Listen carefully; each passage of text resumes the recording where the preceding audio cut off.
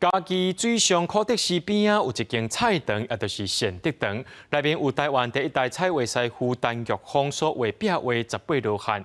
也因为善德堂的建筑是真旧啊，地方人士也烦恼讲，这挂壁画会受到损害，希望相关单位赶紧来保护。壁道顶面一排一排壁画，拢是国宝级菜画师陈玉芳的作品。除了罕见的18罗汉，还有山水门神。地方人士讲，来看过学者拢表示，这物件拢真珍贵。目前吼，照遐教授来讲吼，伊讲伊捌看到讲陈玉芳伫一个所在画甲这齐全。啊，伊讲到底毋知啥讲，啊，我有甲迄个教授讲，应该是阮遮耆老当时吼有甲按下了袂歹。嘉义县水上乡的菜场善德堂内底，阁看会到清朝的石碑，因为地动风台有真侪损害的所在，嘛大大影响到内底陈玉芳的壁画。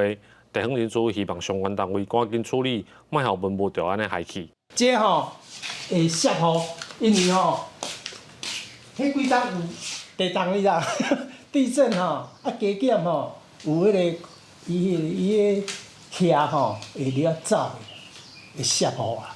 啊，这是水上善德堂，嘛是咱地方咧讲的菜场吼。啊，伊有伊的文化历史的意义，啊，所以咱希望会当较紧甲伊保留落来。拜托咱相关单位会当较紧吼来甲伊修复，恢复咱古迹过去的风华。